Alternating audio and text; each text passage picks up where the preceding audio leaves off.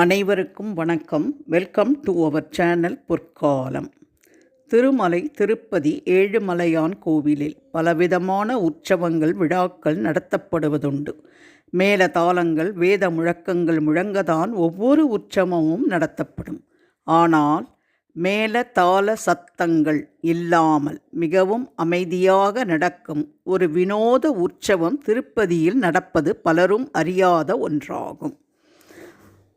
அந்த உற்சவம்தான் கங்கம்மா ஜாத்ரா.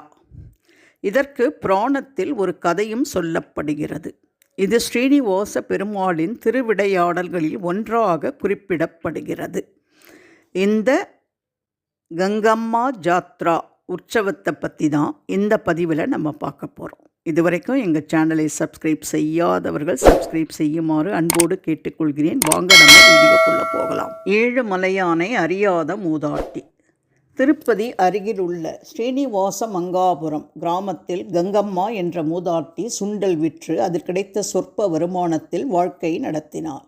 கணவர் பிள்ளைகள் என உறவுகள் யாரும் கிடையாது. ஏண்டா பிறந்தோம் என்று அடிக்கடி புலம்புவார். அப்படி ஒரு நாள் பக்தர்கள் கூட்டம் ஸ்ரீவாரி மெட்டு வழியாக அதிகாலை பொழுதில் மலையேறி கொண்டிருந்தது.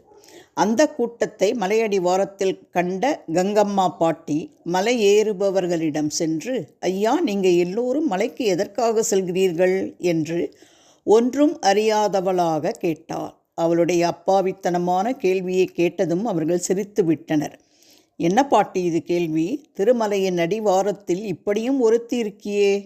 மேலே பெருமாள் கோயில் இருப்பது திருப்பதிகாரியான உனக்கே தெரியாதா என்று கோபித்து கொண்டனர்.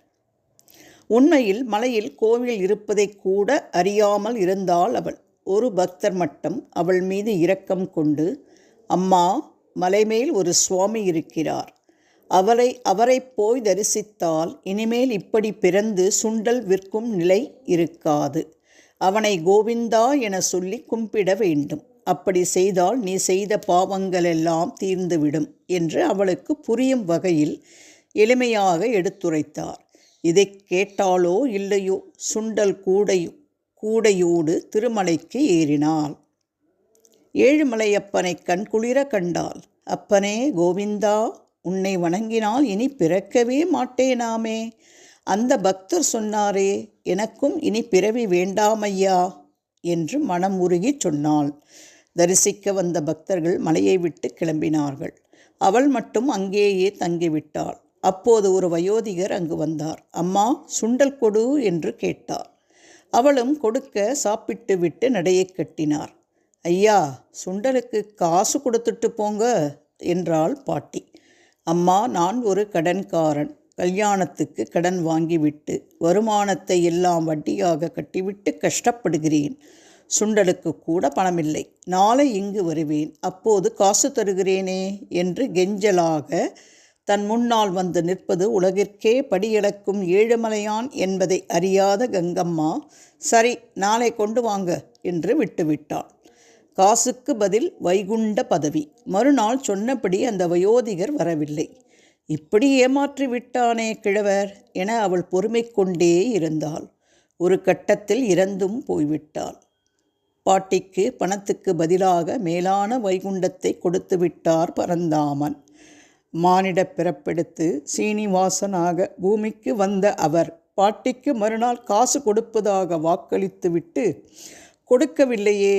இதனால்தான் தெற்கு மாட வீதியிலுள்ள அஸ்வ சாலையில் இப்போதும் விழா காலங்களில் அவர் பவனியாக வரும்போது பாட்டிக்கு பயந்து கொண்டு மேலதாளம் இல்லாமல் ஒளிந்து கொண்டு செல்கிறார்.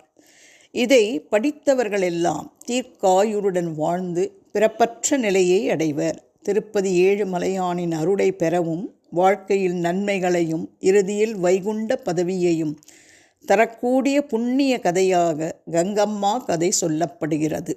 இந்த நிகழ்வுக்கு பின்பு கடந்த சில நூற்றாண்டுகளாக கீழ்த்திருப்பதியில் மட்டும் கங்கம்மா ஜாத்ரா என்னும் திருநாள் விசேஷமாக கொண்டாடப்படுகிறது. கங்கம்மாவுக்கு பொங்கல் மற்றும் விலங்கு பலிகளை பக்தர்கள் படைக்கின்றனர். கங்கம்மா கோவிந்த கடவுளின் தமக்கையாக கருதப்படுகிறார்.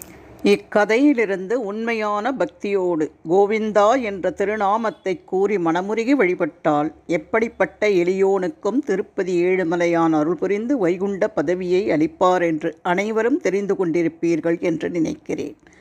தவறாமல் இந்த கங்கம்மா ஜாத்ரா புண்ணிய கதையை கேளுங்கள்.